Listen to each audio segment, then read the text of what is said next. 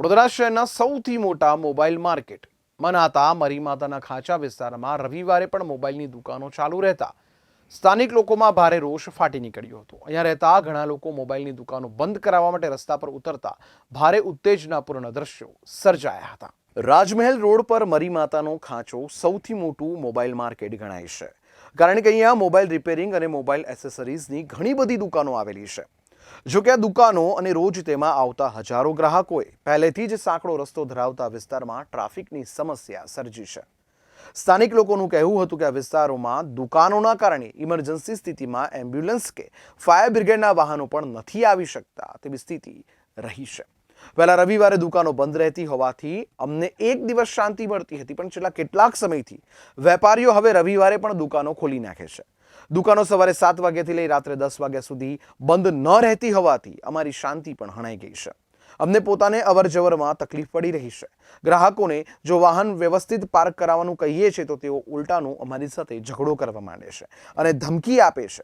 એક રહેવાસીએ તો આક્ષેપ કર્યો હતો કે આ વિસ્તારમાં તમામ દુકાનો ગેરકાયદેસર છે, આ રહેણાંક વિસ્તાર છે અને અહીંયા દુકાનો બનાવવા માટે પરવાનગી કોણે આપી તેની તપાસ કરવામાં આવે તો મોટું કૌભાંડ બહાર આવી શકે છે।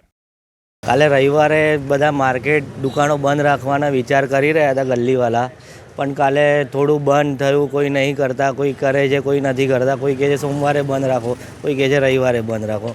કોઈનું આમાં કોઈ ચાલતું નથી। રહેવાસીઓ બધા હેરાન થઈ રહ્યા છે આમાં। અને મારી બી પોતાની દુકાન છે, અમે તો સહમત છે કે વેપારીના હિસાબે બી અમે સહમત છે ને અહીં રહીએ છીએ એટલે એના હિસાબે બી સહમત છે કે ભાઈ રવિવારે બંધ રાખો। જે પ્રમાણે નક્કી થાય એ પ્રમાણે બંધ રાખવા તૈયાર છે, પણ આમાં કોઈનું ડિસિઝન આવતું નથી। સ્થાનિકની મુદ્દે આપણે વાત કરતા હોય તો મુખ્ય શું માંગણી છે અને આ કેવી રીતે સ્થાનિકની માંગણી એવું છે કે રવિવારે ખાલી બંધ રાખો, બાકી તમે એક દિવસ વીકલી એક દિવસ રવિવારે બંધ રાખવાની માંગણી છે, બસ બીજું કંઈ છે નહીં। અને ટ્રાફિકની તો સમસ્યા તો બધે છે, એટલે એનું નિવારણ તો કંઈ આવવાનું નથી। વાત કરીએ તો રસ્તો જે છે તે સાંકડો છે, મોટી દુર્ઘટના સર્જાય તો કેવી રીતે હાલાકી? બીજું કંઈ તો મોટી દુર્ઘટના થાય તો ગાડીઓ ફેંકીને રસ્તો બનાવી દેવાનો, બીજું એ જ કારણ છે, બીજું કંઈ એનું કંઈ નિવારણ નહીં આવે। આ મુખ્ય હેતુ જે આપણે વાત કરીએ, આ ઉદ્દેશ જે છે તમારો કે અહીંયાથી ટ્રાફિકનું નિવારણ થવું જોઈએ, હા થવું જોઈએ, પણ આમાં કેવી રીતે? પણ હવે બધે જ હવે સાયકલોનો જમાનો જતો રહ્યો છે। હવે બધાને ફાસ્ટ લાઈફ જોઈએ છે, તો વ્હીકલ જ વાપરે છે, સાયકલો કોઈ વાપરતા નથી। એટલે એક ગાડીના બદલે 10 ગાડીની જગ્યા અણસણ મૂકી દે છે, એટલે ટ્રાફિકની સમસ્યા રહેવાની છે। અને એના કારણે અરજીઓ બી બધે આપી છે, કલેક્ટર સુધી આપેલી, બધે અરજીઓ આપી, પણ એનું કંઈ નિવારણ આવ્યું નથી આજ સુધી। જે ગઈકાલે હોબાળો થયો છે તો રહીશોની માંગણી એવી છે કે ભાઈ અમારે દર રવિવારે દુકાનો બંધ થવી જોઈએ, કે જેથી કરીને ફેમિલીવાળા છે, રહીશો છે, એટલે એ લોકો રવિવારે એમના છોકરાઓ રમી શકે, હરી ફરી શકે મોહલ્લામાં છૂટથી, એવી રહીશોની માંગણી છે। અને બીજો ટ્રાફિકની બી સમસ્યા છે કે લોકો આડેધડ પાર્કિંગ કરી નાખે છે, અને રહીશો જ્યારે બોલવા જાય છે ટ્રાફિક ગ્રાહકને તો ગ્રાહક એમની પર આરોપ લગાવે છે, તમારો રસ્તો છે, આ છે, તમારી જગ્યા છે। એટલે એનું નિવારણ લાવવા માટે અમારે ટ્રાફિકની બી સમસ્યા બહુ મોટી સમસ્યા છે। અને બીજું એ છે કે અહીંયા કોમ્પ્લેક્સોમાં ફાયર સેફ્ટી નથી। એ ફાયર સેફ્ટી હોવી જરૂરી છે, કારણ કે કાલ ઉઠીને કોઈ મોટી દુર્ઘટના બની શકે છે તો એનું જવાબદાર કોણ? જાનહાનિ થઈ શકે છે, ગમે તે થઈ શકે છે, તો એનું જવાબદાર કોણ? એટલે અમારું કહેવું એવું છે કે તંત્રએ આ તરફ બી ધ્યાન આપવું જરૂરી છે। બસ અમારી માંગણી એટલી જ છે કે રવિવારે શોપો બંધ હોવી જોઈએ। જો બિઝનેસ તો કરો, બધા બિઝનેસ કરવામાં કોઈ અમને ઇસ્યુ નથી। અમને ખાલી એક જ માંગણી છે કે રવિવારની એક રજા હોવી જોઈએ। બિઝનેસ કરો, જે બી કરો, કરવો એ કરો, અમને એનાથી કોઈ લેવા દેવા નથી। અમને ખાલી રવિવારની એક રજા જોઈએ। રહીશોની માંગણી છે કે અઠવાડિયામાં એક રજા હોવી જોઈએ, એ રજા હોવી જોઈએ એટલે હોવી જોઈએ।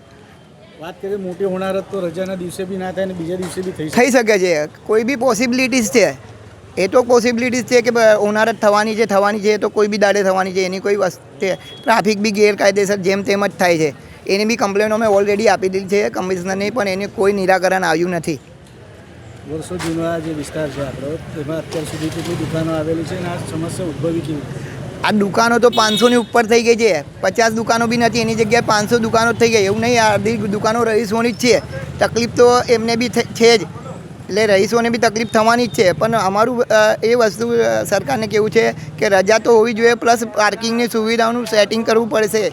પાર્કિંગનું નિરાકરણનું એ લોકોએ એ કરવું પડશે, ધ્યાન રાખવું પડશે।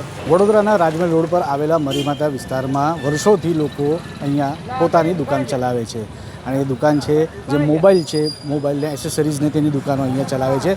ગતરોજની વાત કરતા હોઈએ તો રહીશો અને જે દુકાનદારો છે તેમના વચ્ચે બોલાચાલી કે ઘર્ષણ સર્જાયું હતું, જેનું મુખ્ય કારણ છે કે રવિવારના દિવસે જે રહેવાસીઓ છે તેમને આ દુકાનદારો જે દુકાન ખુલ્લી રાખે છે તે બંધ કરવાનું તેમને જણાવ્યું હતું. વર્ષો પહેલાં આ જે પ્રણાલી હતી તે યથાવત રીતે ચાલતી હતી અને ઘણા લોકો જે છે દુકાનદારો અહીંયા જે દુકાન ચલાવે છે, જે વ્યાપારીઓ છે, તેઓ રવિવારે આ બંધનો અમલ કરતા હતા.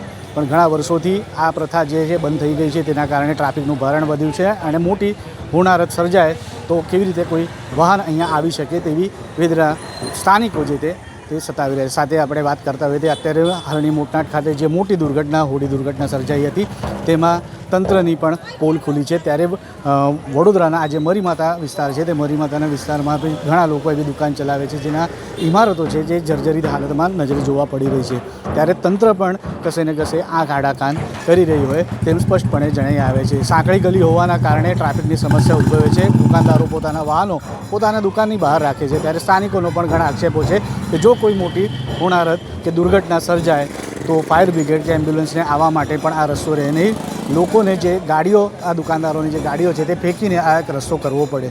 પણ મોટી વસ્તુ એ છે કે તાજેતરમાં જ અત્યારે જે હોડી દુર્ઘટના સર્જાઈ છે તેમાં તંત્રની પોલ ખુલી છે. સાથે સાથે વડોદરાના મુખ્ય માર્ગ ઉપર આવેલી ટેકનિકલ સ્કૂલ છે તે પણ ધરાશાયી થઈ છે. ત્યારે બીજી બાજુ નગર પ્રાથમિક શિક્ષણ સમિતિના પણ જે અમુક સ્કૂલો છે તે પણ હવે જર્જરિત હાલતમાં છે. ત્યારે આવા ભયના વાતાવરણમાં જે તંત્ર આંખ આડા કાન કરી રહી છે તે પણ એક મોટો પ્રશ્ન છે. જ્યારે વડોદરાના મરીમાતા વિસ્તારમાં પણ આવેલી અનેકો ઇમારતો જેના નીચે દુકાનદારો પોતાના વ્યવસાય કરે છે, તે ઇમારતો પણ જર્જરિત થઈ ગઈ છે. વડોદરાના મરીમાતા વિસ્તારમાં જે લોકો અત્યારે જે દુકાનો ચલાવી રહ્યા છે તો એનું કડવું સત્ય એ પણ છે કે દુકાનનું ભાડું લેવા માટે પણ જે લોકો છે, જે સ્થાનિકો છે, તેમને જ એ જગ્યા ફાળવેલી છે. તેવી રીતનું સ્થાનિક લોકો પણ જણાવી રહ્યા છે. હવે જોવાનું રહેશે તંત્ર આના પર કેવી રીતનો અમલ કરશે, કારણ કે નવો શોપિંગ એસ્ટેબ્લિશમેન્ટ એક્ટ તે અમલમાં મૂકવાનો છે, જેમાં 24 કલાક ઇઝ ઓફ ડુઇંગ બિઝનેસની આપણે વાત કરીએ તો 24 કલાક તેના અંદર લોકો કામ કરી શકશે. હવે કેવી રીતે આ સમસ્યાનું નિવારણ આવશે તે આવનારો દિવસો જ બતાવશે. કેમેરામેન નિલેશ વસેકર સાથે સત્યમ નેવાસકર, જીવન ન્યૂઝ, વડોદરા.